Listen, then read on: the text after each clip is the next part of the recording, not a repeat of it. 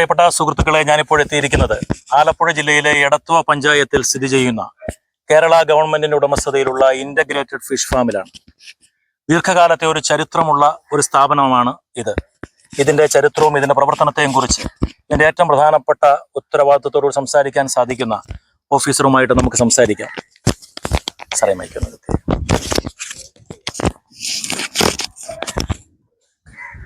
സാറിന്റെ പേരെന്താണ് സാറ്? എൻ്റെ പേര് ഉല്ലാസ്. സാറിന്റെ ഇവിടത്തെ പോസ്റ്റ് എന്ന് പറയുന്നത് അസിസ്റ്റന്റ് എക്സ്റ്റൻഷൻ ഓഫീസറാണ്. ഓക്കെ സാർ, ഈ ഫാമിന്റെ ചരിത്രം, ഈ ഫാം എന്ന് പറയുന്നത് എവിടെയാണ് ഇതിന്റെ ആസ്ഥാനം, അല്ലെങ്കിൽ ഇത് നിയന്ത്രിക്കുന്നത് ആരാണ്?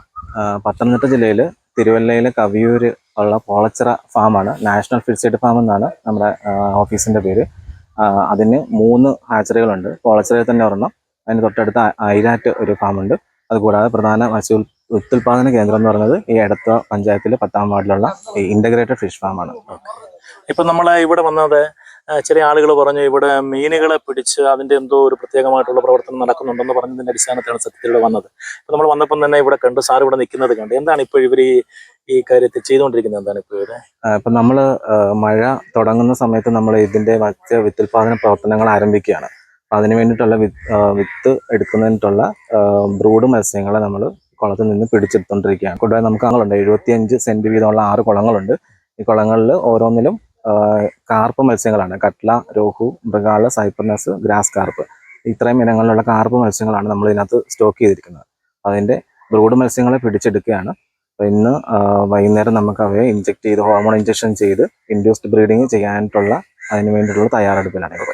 സാറ് പറയുന്ന കാര്യങ്ങള് ചിലതിലൊക്കെ ഒരു സാങ്കേതികമായ പദങ്ങൾ ഉപയോഗിച്ചു. അപ്പൊ യഥാർത്ഥത്തിൽ ഈ കാർപ്പ് മത്സ്യങ്ങളാണെന്ന് പറഞ്ഞു. കാർപ്പ് മത്സ്യങ്ങളുടെ പേരൊക്കെ സാറ് പറഞ്ഞു. അപ്പൊ നമ്മൾ ഇതിന്റെ എന്താണ്, നമ്മള് ഇതിന്റെ തന്നെ കുഞ്ഞുങ്ങളെ ഉത്പാദിപ്പിക്കുക എന്നുള്ളതാണോ ഇതിലൂടെ ഇപ്പൊ സാർ പറഞ്ഞതിലൂടെ? അതെ, കുഞ്ഞുങ്ങൾ നമ്മളിപ്പോ അതിന് അത് തന്നെത്താനെ മുട്ടയിട്ട് കുഞ്ഞുങ്ങളാവുന്ന മത്സ്യങ്ങളല്ല നമ്മുടെ. ശരിക്കും ഇത് നോർത്ത് ഇന്ത്യൻ ആയിട്ടുള്ള കുറച്ച് മത്സ്യങ്ങളാണ്. നമുക്കതിന് ഹോർമോൺ ഇഞ്ചക്ഷൻ കൊടുത്ത് അവയെ മുട്ട ഇടിയിപ്പിച്ചെടുക്കണം. ആ കുഞ്ഞുങ്ങളെയാണ് നമ്മൾ പിന്നെ കർഷകർക്ക് കൊടുക്കുന്നത്. ഇന്ന് നമ്മൾ വലിയ മീനുകളെ പിടിച്ചെടുത്ത് വൈകുന്നേരത്തോടു കൂടി ഹോർമോൺ ഇഞ്ചക്ഷൻ കൊടുക്കുന്നു.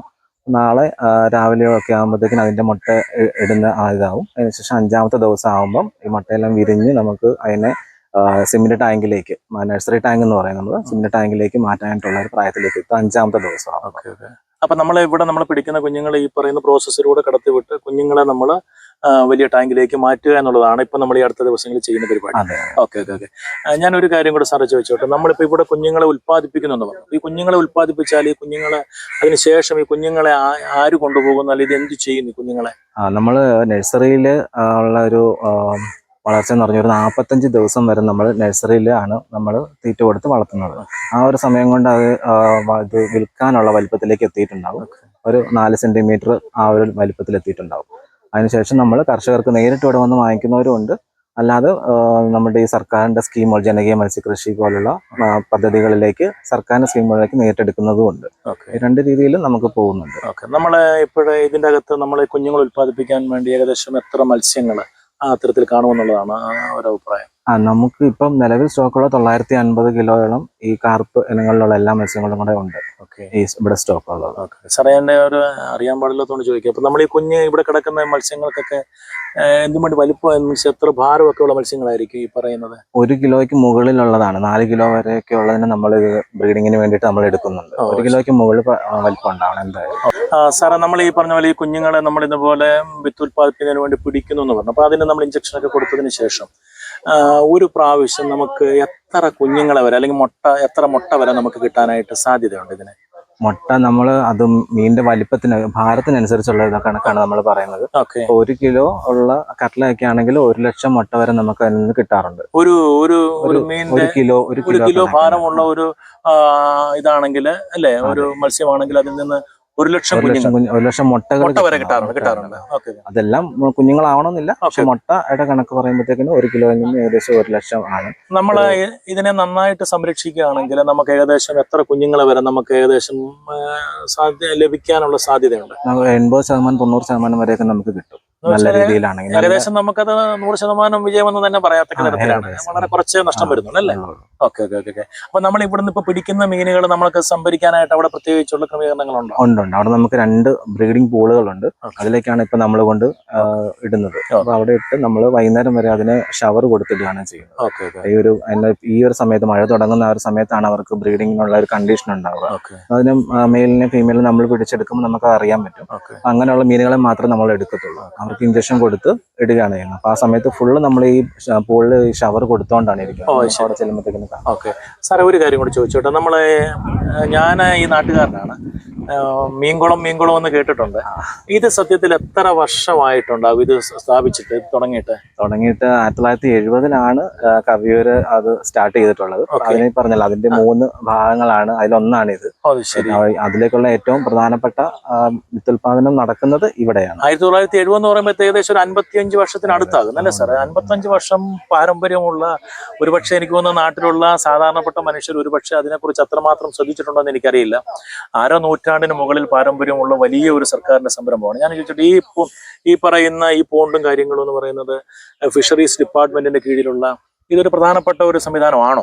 അതെ, വളരെ പ്രധാനപ്പെട്ടാണ്. 3 പ്രധാനപ്പെട്ട ഏറ്റവും വലിയ ഹാച്ചറികളിൽ ഒന്ന് ഈ നാഷണൽ ഫിഷ് സീഡ് ഫാം എന്ന് പറയുന്ന 3 ഫാമുകളുണ്ട്.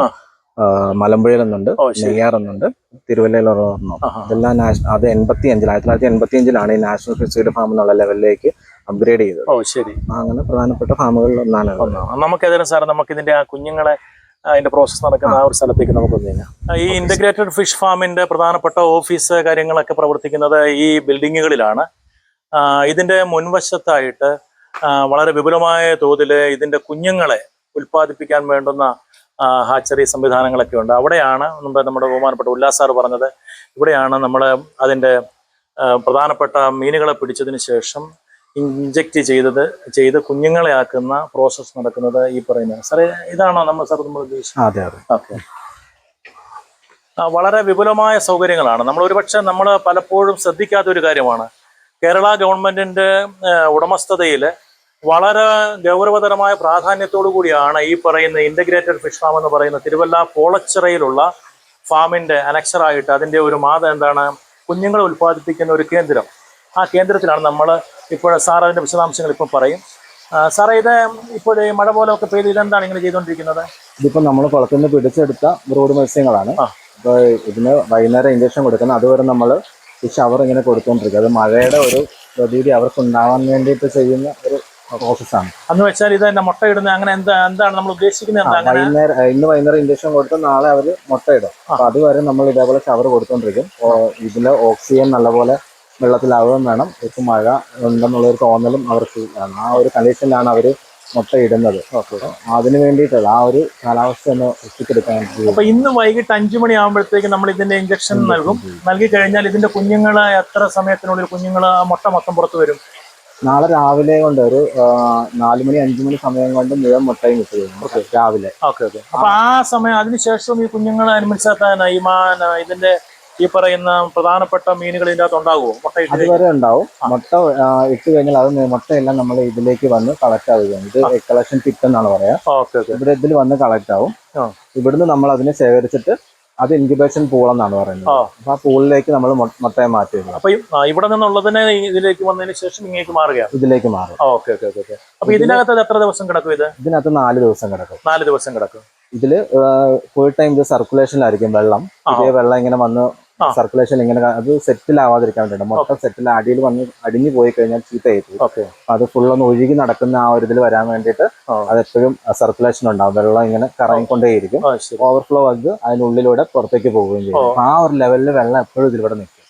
ആ രീതിയിലാണ് അത് നിൽക്കുന്നത്. അപ്പൊ ഇതിനു ശേഷമാണ് ഇവിടുന്ന് വലിയ ടാങ്കുകൾ എന്ന് പറഞ്ഞ ആ പ്രദേശത്ത് ആ ടാങ്കിലേക്ക് കൊണ്ടുപോകുന്നത്. ഇപ്പൊ ടാങ്കിലേക്ക് നമുക്ക് ജസ്റ്റ് അവിടെ കൊണ്ടൊന്ന് പോകുന്നതിന് കുഴപ്പമില്ലല്ലോ. ഓക്കെ സാറേ, ഞാനൊരു കാര്യം ചോദിച്ചോട്ടെ. ഇവിടെ നമുക്ക് എത്ര ആളുകളാണ് സാറിന്റെ കീഴിലായിട്ട് പ്രവർത്തിക്കുന്നത്? ഇവിടെ 4 പേരുണ്ട്. ദിവസവേതനത്തിൽ 4 പേരും കൂടെ ഉണ്ട്. പിന്നെ അടിയന്തരമായിട്ട് നമുക്ക് ഇതേപോലെ കുളം വലിച്ച് മീനെ എടുക്കേണ്ട സമയമൊക്കെ വരുമ്പോഴത്തേക്കും നമ്മൾ പോളച്ചിറയിലുള്ള 4 പേരെയും കൂടെ ഇങ്ങോട്ട് വിളിച്ചിട്ടാണ് ചെയ്യുന്നത്. 4 പേരെ കൊണ്ട് മാത്രം ചെയ്യാൻ പറ്റത്തില്ല. പിന്നെ ഇത്ര വലിയ കുളം ആയതുകൊണ്ട് 8 പേരെ നിർത്തിയിട്ടാണ് ചെയ്യുന്നത്. നമ്മൾ ഈ ഒരു വർഷത്തില് നമ്മുടെ ഈ പറയുന്ന ഇന്റഗ്രേറ്റഡ് ഫിഷ് ഫാമിൽ നിന്ന് ഏകദേശം എത്ര കുഞ്ഞുങ്ങളെ ഉൽപ്പാദിപ്പിക്കുന്നുണ്ടെന്നുള്ളതിനെ കുറിച്ച് ഏകദേശം ഒരു നമ്മൾ 350ഓളം ലക്ഷം കുഞ്ഞുങ്ങളെ നമ്മൾ കഴിഞ്ഞ വർഷം ഉൽപ്പാദിപ്പിച്ചിട്ടുണ്ട്. നമ്മുടെ ഈ ഫാമിൽ നമ്മുടെ ഫാമിൽ നിന്ന് ഉൽപ്പാദിപ്പിച്ചിട്ടുണ്ട്. നമ്മുടെ ഉൽപ്പാദന ലക്ഷം ഇത് മുട്ട വിരിഞ്ഞു വരുന്ന കുഞ്ഞുങ്ങളുടെ കണക്കാണ് ഇവിടുത്തെ കണക്കാണ്.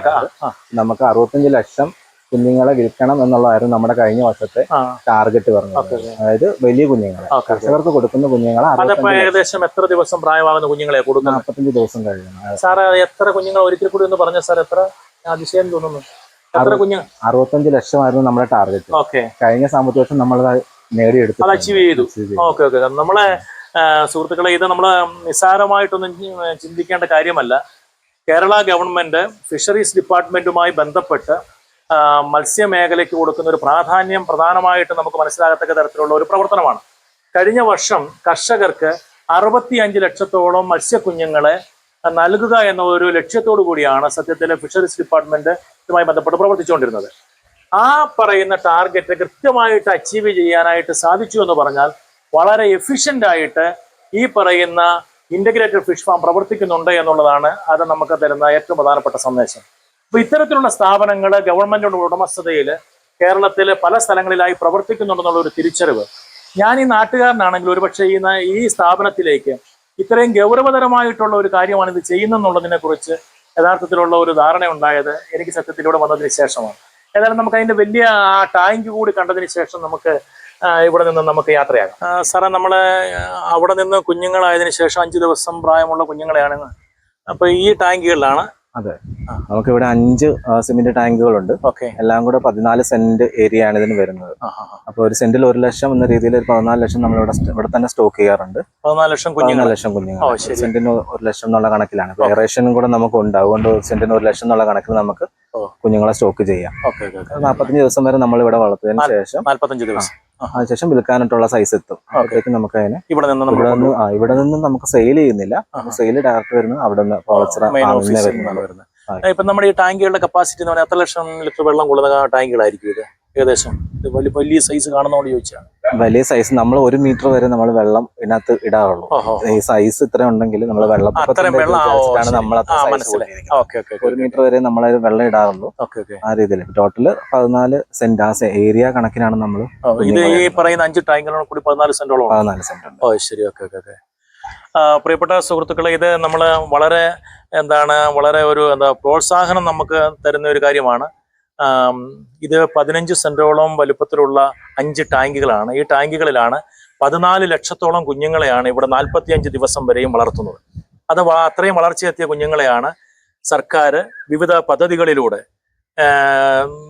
മത്സ്യ കർഷകർക്കായിട്ട് വിതരണം ചെയ്യുന്നത്. ഏതാണെങ്കിലും നമ്മൾ എടത്വ കേന്ദ്രീകരിച്ച് പ്രവർത്തിക്കുന്ന, പ്രത്യേകിച്ചും തിരുവല്ല പോളച്ചിറയാണ് ആസ്ഥാനം.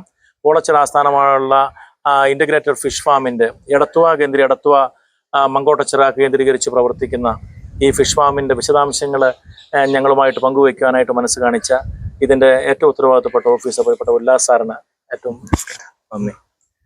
നമുക്ക് നാടിന്റെ നന്മയുള്ള മറ്റു വിശേഷങ്ങളുമായി വീണ്ടും നമുക്ക് കാണാം. അതുവരേക്കും താങ്ക് യു.